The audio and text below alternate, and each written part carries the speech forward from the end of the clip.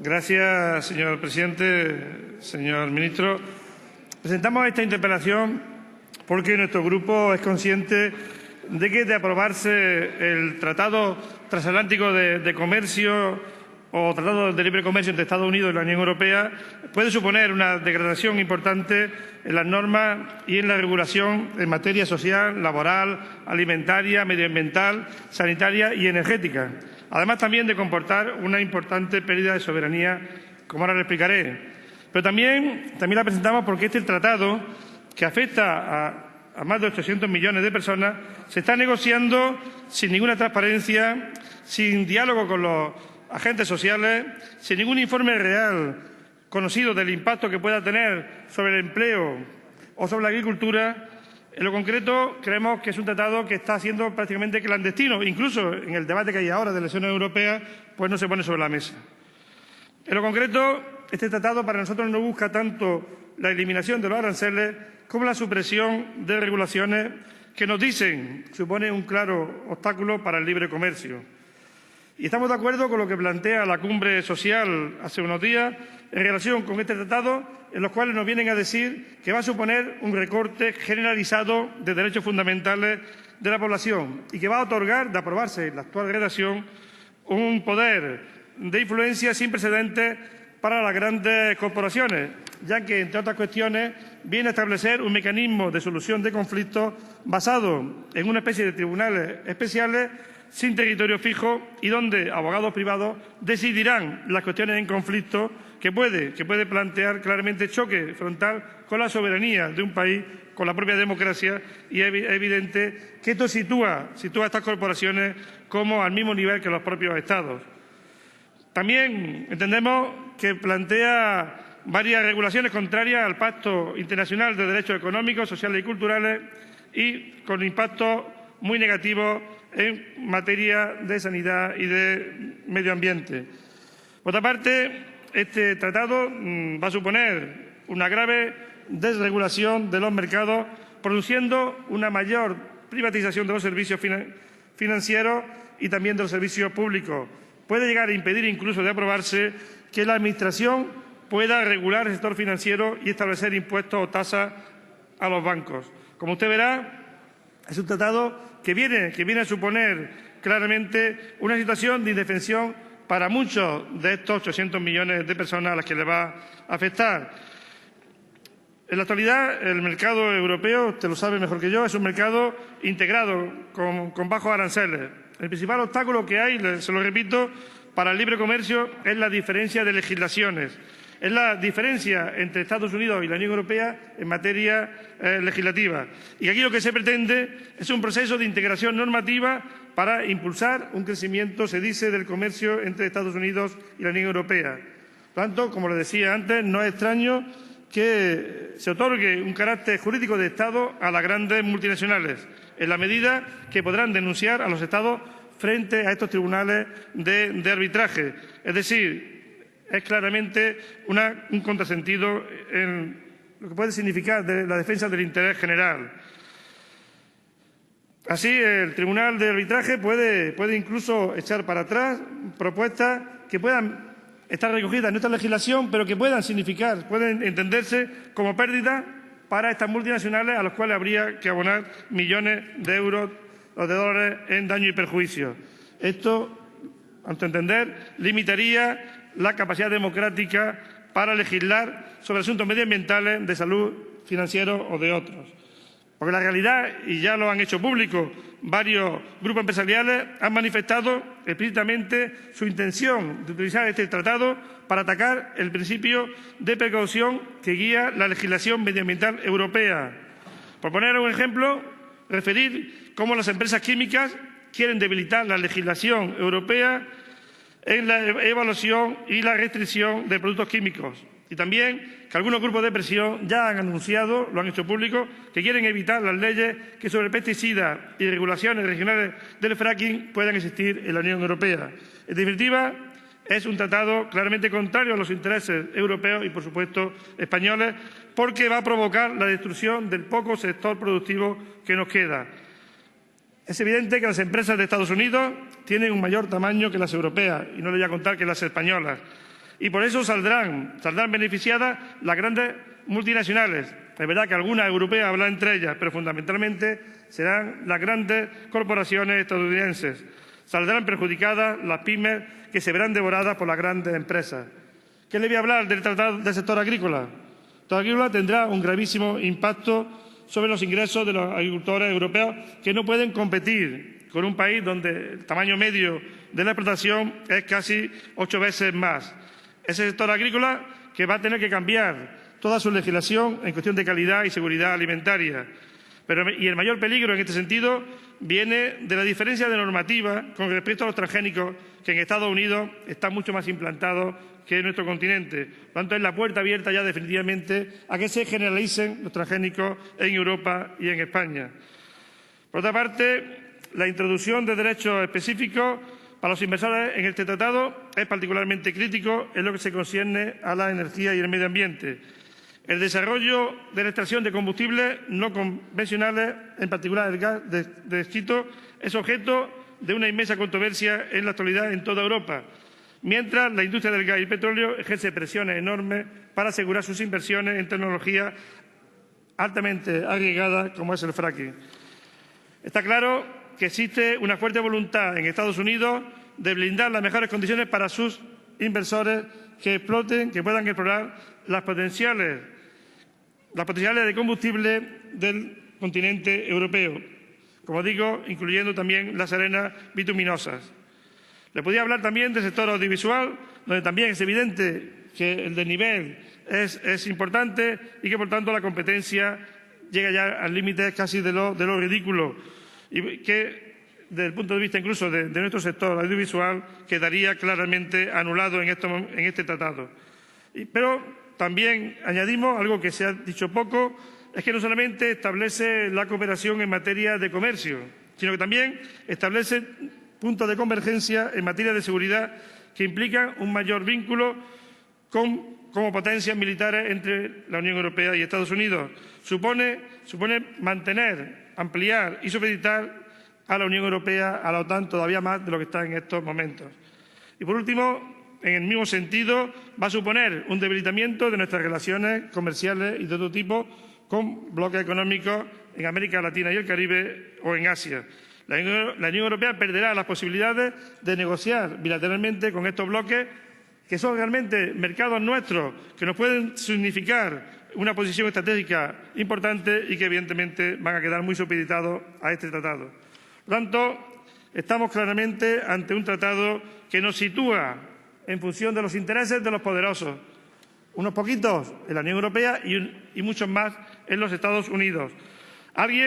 El comisario de Comercio, ha sostenido que este acuerdo supone un plan de estímulo barato para el desarrollo económico. Ha hablado, si no me equivoco, de impulsar el PIB entre el 0,5 y el 1%.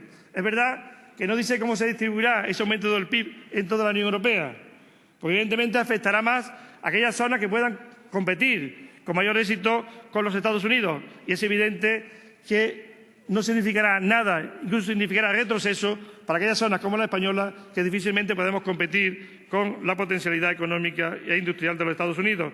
Por lo tanto, es un aumento que no solamente es ridículo en comparación con lo que puede significar otros perjuicios, sino que en el caso concreto de España será negativo. Por lo tanto, no hay que alegrarse de esa afirmación. Pero también hay que decir que olvida mencionar cómo se va a distribuir en el tiempo, porque se ha planteado que se proyecta hacia el año 2027 y, evidentemente, ese año estaremos todos calvos, unos antes que otros, y para ese año la crisis en España muchos no habrán podido aguantarla. El acuerdo de libre comercio ya tuvo una respuesta contundente en América Latina, y es verdad que América Latina ha empezado a salir de la crisis en mejores condiciones que la Unión Europea cuando acabó con el ALCA y surgieron otros modelos de integración territorial diferentes al que practica la Unión Europea, cuando fueron capaces de poner en valor modelos de integración horizontal que no dependían para nada de aquel ALCA gravemente contestado por toda América Latina y el Caribe. Por lo tanto, todos creemos que hay que poner en valor el debate, hay que situar el debate en niveles que pueda entenderlo la gente normal. Hay que sacarlo de la clandestinidad. Por eso esta interpelación significa que queremos llegar el debate a la sociedad. Que ustedes expliquen concretamente en Almería o en Lérida, en Galicia o en Murcia, qué beneficios directos tienen las empresas españolas para ir a los Estados Unidos, para competir con los Estados Unidos. Que le expliquen cómo nuestras empresas van a poder competir con nuestras potencialidades con los Estados Unidos. Porque por una empresa española que pueda competir, habrá 15 de Estados Unidos que vendrán a competir en territorio europeo. Pero también explícale a los trabajadores qué va a significar en cuanto a derechos laborales. Porque lo que viene a plantear, lo que se va a plantear en la práctica es la transposición de los derechos laborales o de los no derechos laborales de los Estados Unidos a la Unión Europea. Va a significar que las condiciones de trabajo de la Unión Europea las que van quedando, señor ministro, las que ya van quedando, van a quedar completamente desreguladas para ponerse en función de lo que significa el mercado laboral en los Estados Unidos. Eso sí, sin la capacidad industrial, sin la potencia económica, sin la potencia militar de los Estados Unidos. Por lo tanto, este tratado de llevarse a cabo significaría ni más ni menos que situar claramente ya a Europa como el patio trasero de los Estados Unidos. Lo que no están consiguiendo en América Latina, aunque mira que lo intentan golpes de Estado fallidos incluidos, situarlo en la Unión Europea. Ustedes van a conseguir que la Unión Europea sea el patio trasero de los Estados Unidos. Ustedes van a conseguir que la Unión Europea deje de ser un polo importante a nivel mundial y nos convirtamos simplemente en una delegación de las multinacionales de los Estados Unidos. Por eso nosotros le planteamos que este tratado salga a la luz, que se debata, que se explique y que también se someta al referéndum en los pueblos de los Estados miembros de la Unión Europea, porque va a afectar no solamente a la economía, va a afectar a la vida de la gente y, por lo tanto, los pueblos tienen derecho a manifestarse. Esta va a ser nuestra batalla, que hoy podemos iniciar aquí, pero que vamos a trasladar, como ocurrió, le repito, en América Latina, a todos los lugares donde podamos debatir, evidentemente a las próximas naciones europeas, al próximo Parlamento Europeo, pero también a la sociedad española, para que quede claro dónde estamos cada uno. Nosotros defendiendo los intereses de este país, de este Estado, y ustedes, parece ser, intentando ponerle la alfombra roja para que las multinacionales de Estados Unidos desembarquen en Europa. Muchas gracias. Señor ministro, usted me hablaba de la realidad concreta. Perdón. Señor ministro, usted me hablaba de la realidad concreta, pero claro, usted no me ha dicho la clave. Porque usted me ha hablado de cifras de esta realidad, pero hábleme de las cifras de la realidad que usted no quiere situar. Pues aquí la clave, que es lo que usted no ha dicho, es cómo nuestras empresas van a poder competir en la nueva realidad en el mercado de Estados Unidos. Y cómo van a poder competir en nuestro mercado con las empresas de Estados Unidos. Porque esa es la clave. Claro, usted me ha hablado de cifras de esta realidad concreta, pero no me ha hablado de la posible realidad concreta, que es donde nosotros queremos llevar el debate. Porque es lo que nos preocupa, la nueva realidad que la dialéctica de las cosas nos van a llevar, en un lenguaje que usted, como yo, entendemos. Por lo tanto, esa es la clave, esa es nuestra gran preocupación, de que ustedes nos van a situar en una nueva realidad donde las empresas españolas no van a poder competir, no pueden competir con la capacidad económica de los Estados Unidos. Pero claro, además, usted habla del empleo que se crea. No se lo voy a discutir. Usted no me habla del empleo que se destruye. Pues claro, es que ese es el tema. Es que a mí me viene un gran centro comercial y me dice que en Málaga crea 100 puestos de trabajo. Y a los 2 años ha destruido 3.000 de pequeño comercio. Porque ese es el problema. Que claro que van a crear empleo, pero van a destruir mucho más. Es más, van a crear empleo barato y van a destruir el poco empleo estable que nos va quedando. Usted sabe, como nosotros, que Estados Unidos no ha ratificado 6 normas de la OIT. No tiene ratificadas 6 normas de la OIT. Y eso va a afectar a las relaciones laborales de los trabajadores europeos. Usted ha puesto el ejemplo de la ropa. Y es evidente, vamos a quitar los aranceles. Y la tienda de Benalmádena, de donde yo vivo, va a poder poner una sucursal en Nueva York. Pero ¿cuántas sucursales van a poder poner las empresas de Estados Unidos en Benalmádena? Esa es la clave. ¿Es que usted cree que le va a beneficiar a la industria española el que desaparezcan los aranceles de ida y vuelta? Eso explíqueselo usted a ese pequeño comercio, que sabe claramente su incapacidad para competir. Claro, usted tampoco nos ha hablado de los costes que por lucro usante pueden tener que pagar a través de indemnizaciones. Y usted no habla de la agricultura.